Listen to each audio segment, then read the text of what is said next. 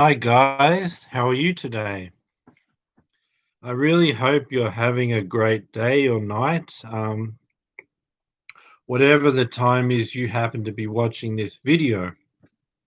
I really want to talk about the Vienna tournament, give you a review there, and the Paris Masters, what's happened over there. Because the situation is I had some things to do, so I haven't been able to make a video for a while. But now I've got lots of time to make videos, so I'm going to be making a number. I'm going to be making up for lost time. So here we are then. So firstly, let's go over the Vienna tournament, right? The big thing about the Vienna tournament, is what happened to Djokovic.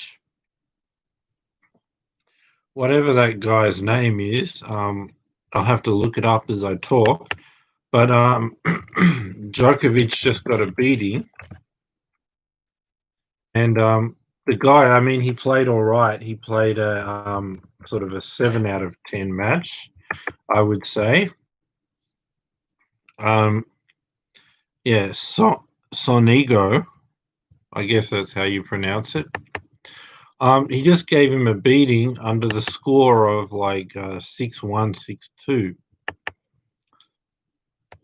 Now, when I saw Nadal give Djokovic a beating at the French Open, that was just one match, right? One match, and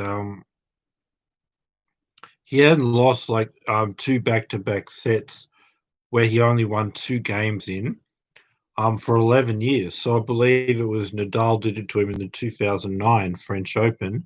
So he's went all the way 11 years without doing it. Then finally he loses 6-love, 6-2 in the first set and comes back at 7-5 in the third. But for Djokovic to lose sets 6-love, 6-2, two games, winning in two sets, that hasn't happened for 11 years. So then we thought, well, why? Why now? Even as good as Nadal was at the French Open, Nadal wins the majority of the time against Djokovic. But why did that happen? Why did that happen with Sonego? Why did it happen this time? Why didn't Djokovic lose a four-set match, or at least three close sets? Why 6-love, 6-2 when it hasn't happened? It hasn't happened for such a long time. So, if you're a Djokovic fan, could you please could you please make a comment for me, or just say what's going on with Novak? So 11 years now it happens. Two games in the first two sets. So it's not a valid argument to say it's because it's Nadal at the French Open. He's amazing. That's a reason to lose the match, but not to lose to win two games in two sets against him, right? But then if we just say that, let's go with that argument. Nadal was amazing. It may be one of his best matches ever in his career at the French Open, all of that. You're a bit off, so you're not quite good enough to make him battle for it and lose that way. Or you could just chalk it off to just a bad day. That's all there is to it. If that's the case, it's a one-off. It should be, another 11 years till it happens again? Okay, maybe not. Maybe not 11 years because he's going to be getting older and you're going to decline at some point. But it should be a while. It shouldn't happen for at least a year or maybe 2-3 years as he gets older, right? So why does it happen after not happening 11 years? Why does it happen a couple of weeks later at the very next tournament? And this time you're not talking about the most dominating a player's ever been a tournament, Nadal at the French Open. You're talking about a guy who's about 40 in the world. Why does he go and beat you 6-1, 6-2? So that's three games in two sets. So one game better. So that means it's just because it was Nadal at the French Open, he was one game worse. And you give him Sonego, he improves one game, but he's still beaten. So now something that hasn't happened for 11 years has happened two tournaments in a row. So now we're seeing a trend, and it doesn't have to be just against Nadal at the French Open, right? Could it be that Nadal was just so good at that French Open, um, and now that's happened to him, he's shook up? Could that be the case for Djokovic? It could be, and it could be a mental thing, and it could be he's not going to be he's going to take some time to get over it, right? That could be happening, and then if that's the case, when he plays Nadal, it'll be worse. And even changing to a harder or grass court is not going to help Novak. Because when you're beaten like that, even if you're better and the other guy's worse, changing surface doesn't make you recover from 6-love, 6-2. It could mean if you lose set 6-4, 7-5, you win those two sets if you change the serve, but not 6-love, 6-2. So, and then he's going to have another problem against Nadal in the future because, like, now there's a mental scarring. And then any issue Nadal had because he had lost the head-to-head and he maybe had a bit of a mental thing and not quite as confident against Djokovic, he's going to be like, that's the guy I gave a beating. So this could not affect just his rival. It could affect his whole career and take away his confidence. But it could be even worse when he plays Nadal when he was the confident one because he had had the head-to-head. So it could change their rivalry, but it could mean Djokovic isn't even getting to play Nadal in the final. Um, it is weird to not happen for 11 years. It happened 2 tournaments in a row.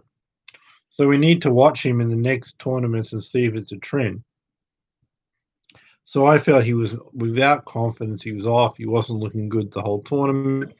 In Vienna, particularly bad in that sort of performance. Sonego beats him and goes through into the final at Vienna and plays Rublev, but then Rublev's able to handle him in straight sets. So I guess it was more about Djokovic than what he did that day. Rublev won one of the tournaments in Russia, um, I think St. Petersburg or Moscow, was it? I'll find out as I'm talking. So Rublev, after the French Open, yeah, he won St. Petersburg, then he won Vienna. So Rublev now has won 2 tournaments in a row. He's had a really good year. He was able to beat the guy who destroyed Djokovic. So I think like he's now in the top 8. He's someone to watch. He could be even better, the best Russian. He could be even better than Medvedev. So I just think he's doing great things. And then he beat Thiem. He played a good level in that match. Um that was in the quarterfinals, and then he beat Anderson in the semifinals, and then this Sonego in the final. So Rublev's doing great things. He could be sort of the main guy challenging Federer, Nadal, Djokovic, Thiem. He could be a fixture of the top 5. We need to see if he can keep it up. But yeah, it's a really good track for Rublev. He's doing great things. But for Djokovic, really, I did a video, you can watch it on my channel, about the decline of Novak Djokovic. After the Australian Open, when he won, I saw he wasn't playing well, but he won because no one was against him. The whole year he did that. He played average and no one played well against him. But this average game against Nadal at the French Open cost him to be destroyed, and then now he's even worse because his confidence low, and then he's got a lower ranked player destroying him. So it's going to be interesting to see if this is the end for Djokovic or it's just a period he can get over, right? Yeah, so now let's go on to the Paris Masters 1000. So basically, the important thing about this tournament we have right here, the Paris Masters 1000,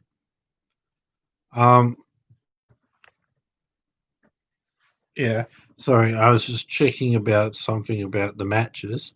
Yeah, the Paris Masters 1000 is the only of the main sort of guys, Federer, Nadal, Djokovic, and Thiem and Nadal, even sort of through to Medvedev, is the only one there is Nadal. Nadal's never won it. So obviously he's never done well the indoor courts, grass courts, fastest, lowest bounce surface doesn't suit his game. Then it also doesn't suit his game to be playing at the end of the year. when he's had a long year and his knees and his body's sort of broken down and he's exhausted, right? It doesn't suit Nadal. So as a result, he's not won that or the World Tour Finals, the top 8 event. So, but this time it's very different. He's come off a 7-month break, a fresh body. He's only played 10 matches on clay after a 7-month break. Clay is the easiest on his body. So he has, and then just that alone to say it's not the end of the year, I'm not exhausted. But I'm not too fresh either because I've just come off winning a Grand Slam. And the good thing about the 10 matches that I have, it hasn't been 10 matches that could have maybe damaged my knees on a hard court. It's been 10 matches on the surface, the softest surface for the body. So it's likely to not do any kind of aches or pains whatsoever. In just firstly, the total matches of low at 10. Secondly, they're all on clay that's soft on your body, as opposed to the end of the long year. And then you take away Thiem, Djokovic, Medvedev, Federer, all these competitors are not there. So firstly, and the confidence of just winning the French Open is kind of like you move from the Roland Garros to Wimbledon 3 weeks later. Now you've got 3 weeks between Roland Garros and Paris Masters. Indoors hard court, similar to grass, similar to Wimbledon. But he's more fresh because it's not the end of a long clay court season, right? He played only 3 matches in Rome, 7 matches at the French Open.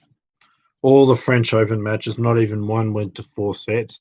And it's soft on his body, and he's got the 7-month break. So he's fresh. Everything's ideal. The competitors aren't even there. Great chance to break through. Now, why is Nadal going to the Paris Masters 1000, right? Is it because he really wants to win that? He would like to, but that's not it, right? The biggest, most important statistics that Nadal could achieve the rest of his career, it's coming up in the next couple of months, right? A lot of people say the one thing that Djokovic has done and Federer has done that he hasn't, even Sampras, is winning this World Tour Finals. Like I said, usually it's the end of a long year. You focus on Grand Slams. Your body's broken down and tired and aches and pains and knee problems. And then you're trying to play a top 8 match every single match. And then it's just your worst surface, either grass or indoors, when your body's like that. But this time, his body's going to be in the best shape. So it's like kind of Wimbledon. You're in the best situation, your best level after the French Open, but then you're even more fresh, and it gives you the best chance to be successful on your worst surface, like what he takes to Wimbledon. So he's going to go in with that, a much better shot. But the thing is, if you just had the French Open, it's only 2 tournaments, only 10 matches, and those 10 matches are not even. So firstly, the total matches going into the World Tour Finals would be limited at 10 in the last 7 months. Secondly, that would be 5 weeks ago. So it'd be 7 months break, 10 matches on clay, 5 weeks. So then you can say, I played 5 weeks ago, 10 matches, but it was on clay. I've got nothing on a hard court, nothing on a surface like this. And as far as any kind of matches on any surface, it's only 10, and it's 7 months off before that. And then just as you find your game, you stop for another 5 weeks. But then nothing for this surface. So not a good situation. But if you can have those 10 matches, and then, of course, you've had a Grand Slam, so you get the 3 weeks off. And now you've got 5 matches and you win Paris, and you got the confidence, I've just won an indoor hardcourt event leading up. So now it's like the feeling of winning a Grand Slam, the 10 matches on clay, easy on your body, and now you've won 5 matches on an indoor hard court, same as the World Tour Finals. But your body is still fresh like the beginning of the year or more so, because, like I said, the 10 matches on a surface soft for the body, you're going to feel as great as you can right after that. If there is anything, it's a 3-month break, 3.5 weeks, and then you just get one tournament, Paris Masters, and now you say you're getting back into it from the 3.5 weeks off, getting your game back to where it was when you won the French Open. But you're also you're not changing the surface at the World Tour Finals. The most important, you're changing the surface, getting matches on the surface you'll be playing, and winning a tournament, a Masters 1000 on that surface, and close to guaranteed that you're going to win. So then that gives him a great chance to the one thing that people say that all the other best players ever have, this World Tour Finals. You're putting yourself in the best possible chance. You're fresh, you're rested, you've won a Grand Slam, then you've got a few week break, then you've won a tournament on that surface, then you've got a week break, and you've got the match fitness, you got it on that surface, and then you're fresh. It's just ideal to win this. So that's one of the reasons he's playing the Paris Masters. The other thing is, as far as him winning the Australian Open, that's the other big thing he has, because the thing that people called him was a clay court, right? So the record to show the most consistency across the 4 Grand Slams, that's something nobody thought he would have. They thought he'd have it on clay, but not the most consistent over 4 Grand Slams on the free surfaces, right? But if he wins the 2021 Australian Open, that's exactly what he's got, because he's got 2 Wimbledons, Nadal, right? 2 Wimbledons. He's got 4 US Opens, 1 Australian Open, and 13 French Opens. So if he wins the Australian Open in January, he'll achieve that. The first person to win, or Rod Laver did it, but the first of all the guys that are up there with the most Grand Slams. I think it's the second ever to get all 4 Grand Slams twice. Now, the guy to be known on clay, to be proven to be the most consistent across the 4, as well as the most dominant at your best, that would be an amazing achievement. But also would be winning the 5th most important tournament that's on there after the Grand Slams that he hasn't got, and a lot of his rivals have. So this whole thing about Paris is you build the momentum. You've now got the Rome and the French Open plus Paris indoors on the surface of the World Tour Finals. You give a great chance to win that. Then you get more matches at the World Tour Finals as far as the Australian Open. So now just say you've got the 10 matches on clay, you're still fresh, the 3-week break, then you start to get these matches on the hard court indoors to give you a great chance of the World Tour Finals. You play that. So then by the time you finish Paris and the World Tour Finals, you've got the 10 matches on clay, the 8 to 10 matches in the indoor hard court, right? And then if you're feeling a bit tired, then you still have the off season. Do you get it? So now you've really gained yourself all this match fitness if you're Nadal. You've gained it on both surfaces. You've got 4 tournaments now under your belt, about 10 matches on a hard court, 10 on clay. Then you get a chance to have an off season and then play the Australian Open. So you're not underdone like you're starting out of that 7-month break, but you're not tired in any way because you play the 10 matches on clay. You get the 3 weeks off. You play 2 out of 3 weeks, and you get another 6 weeks off, and then you build up. And then but if you just played on the clay, you would have 10 matches, and you were just building up to your real high level coming out of the 7-week break. But you take 2.5 months off, then you've got nothing so you go back to where you started before the Rome and the French Open. You've got to start at 0. But worse than 0 is because you've only played on clay. So like I said, if you stop for 2.5 months, you would need to play quite a bit to get back to where you were at the French Open final if you're Nadal, right? So that's one thing. And then having nothing on that surface and just maybe one lead-in tournament, it's not good. But if you've got the 4 tournaments out of the 7 months off, 2 of them on an indoor hard court, which is worse for you than the Australian Open surface, worse than the Australian Open surface, right? But it's only 4 tournaments after 7 months off. And then at the end of those, you've still got an off season. So again, you've got your match fitness up. Most of it's towards the end of the year and really building into the Australian Open. You've still got the off season. So everything is ideal, and you've got your best shot at the Australian Open. You'll say, I'm not underdone because I've got those 4 tournaments, but I'm not run down or tired. I'm primed to win that, and I've really set myself to win the World Tour Finals. So I think that's what this is all from Nadal's perspective. As far as like giving you a preview of the tournament and who's playing, and not just because Nadal's the main player, so I wanted to focus on really Djokovic at Vienna and Nadal in Paris in this video. But now I'll talk about the tournament generally. He's the number one seed. Nadal. Tsitsipas is two. I think Zverev is three. He's won his first 2 matches against Lopez and this Australian guy, lower ranked player. But now he's path to win the tournament. In the draw, he's got Pablo Carreno Busta in the quarterfinals. Then, if he wins that, he'll move to the semi-finals. He'll probably get Zverev in the semi-final and Tsitsipas in the final, and that's sort of what it's going to be looking at. Pablo Carreno or Busta won't be sort of a test. So the biggest matches in this tournament, you're looking at possibly a Zverev Nadal semi-final, and then a final between a Tsitsipas Nadal. So really, it's going to come down to those three players: Zverev, Tsitsipas, and Nadal. Who's going to win this? Great opportunity for Nadal, but I think Tsitsipas has a chance too. He could his serve, his attacking game, all of that. He could give Nadal trouble. We could be looking at a good final there.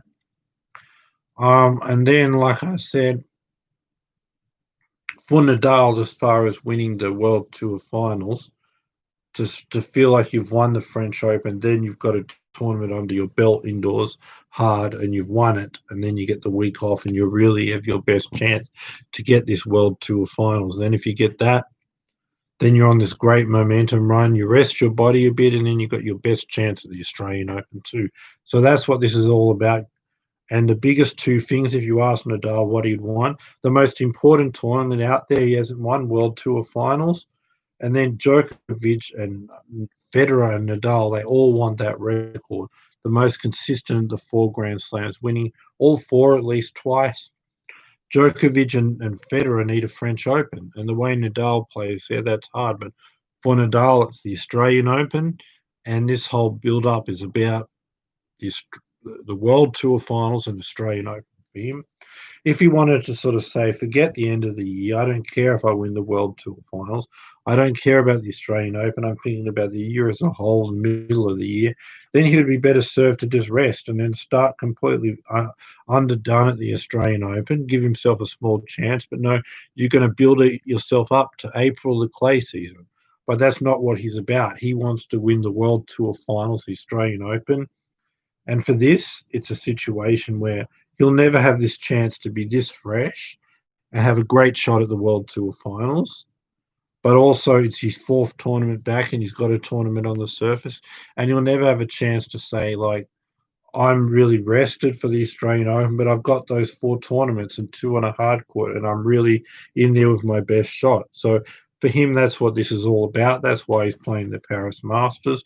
And a huge part of that's going to be, if he can win this Paris Masters, about how he'll go, particularly at the World Tour Finals, but moving on to the Australian Open too. Especially with Djokovic getting these kind of losses, that would be his biggest test at the Australian Open and probably the World Tour Finals. So for Djokovic, he's in a bad spot right now. He's in a bad position. For Nadal, he's in a good position. But yeah, it's all about those 2 goals: World Tour Finals, Australian Open. That's why he's here. And like I said, 10 matches on clay after 7 months off, then another 2.5 months off. Nothing on a hard court leading to the Australian Open. Nothing on any surface for 2.5 months after only playing 10 matches after 7 months off. You won't be in a good position to win the Australian Open. So this is about those 2 goals, like I said. And the whole Paris Masters of 1000, it's really about how is the Rev in the semi-finals? Does he have a chance of beating Nadal and going on and win it? If not, is it Tsitsipas has a chance? So it's really about those 3 players. So yeah, leave a comment, and I may do a preview of the semi-finals and final of the Paris Masters.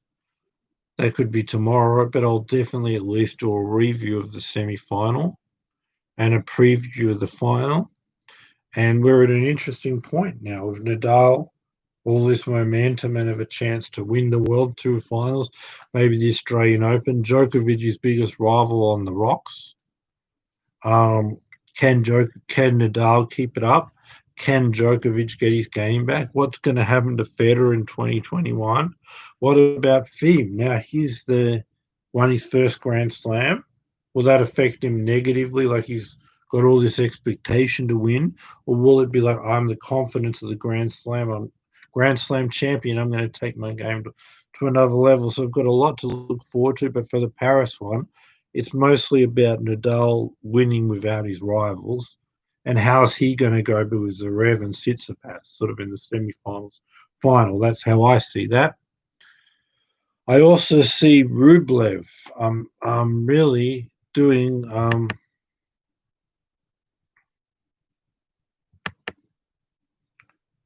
yeah, oh sorry, what I was saying is Rublev is in the Paris Masters 1000. He's lost to Stan Wawrinka. So there could be a possibility that Stan Wawrinka. Oh, so sorry. Stan Wawrinka is actually playing Zverev in the quarterfinals. Um, so there could be also a situation in this draw now where, you got the Zverev Stan Wawrinka match. If Wawrinka wins, then you could have Nadal Wawrinka semi-final at the Paris Masters. So there's a lot of interesting concepts here. So Nadal is going to be playing probably Pablo Carreño or Busta in the quarterfinals, then Stan or Zverev. So either way, that could be a hard match. Very interesting if we could get on an indoor hard court Wawrinka Nadal. That could be quite good. And then the winner of that playing sort of Tsitsipas in the final. So that's how I see it. But actually, when I'm looking at it now, probably if Stan played his best level, that would be the biggest threat to the favourite Nadal. But Stan has a chance. If Zverev beats him, he's also got a great chance. And also, I really think Tsitsipas is in there. It could come down to a Tsitsipas Nadal final. But look out for my videos of maybe a semi-final preview, but for sure a Paris Masters final preview. That'll be my next video. Subscribe, give me the thumbs up, all of this sort of stuff. Remember, it's such an important time with the World Tour finals and the Australian Open at the start of next year. Two tournaments that could really determine the best of all time. They could not. If it's Nadal winning it, they do. If it's not, we've got this GOAT debate conversation is still open, and it'll come down to future tournaments. But I'll be talking all about that as things progress. And I really hope that you can like my video with a thumbs up, the bell notification, and subscribe. Have a great day, night, wherever you are. Enjoy everything, whatever it is. If it's like going out, if it's watching the US election, if it's, you know, whatever it is, the tennis, enjoy this Paris Masters 1000. It's good we've got tennis while there's going to be a lockdown in Paris and London. But yeah, I hope to get your subscription. And if I get it, you're really going to love the future videos you're going to get to see. Okay, bye for now. Enjoy. Bye. See you soon.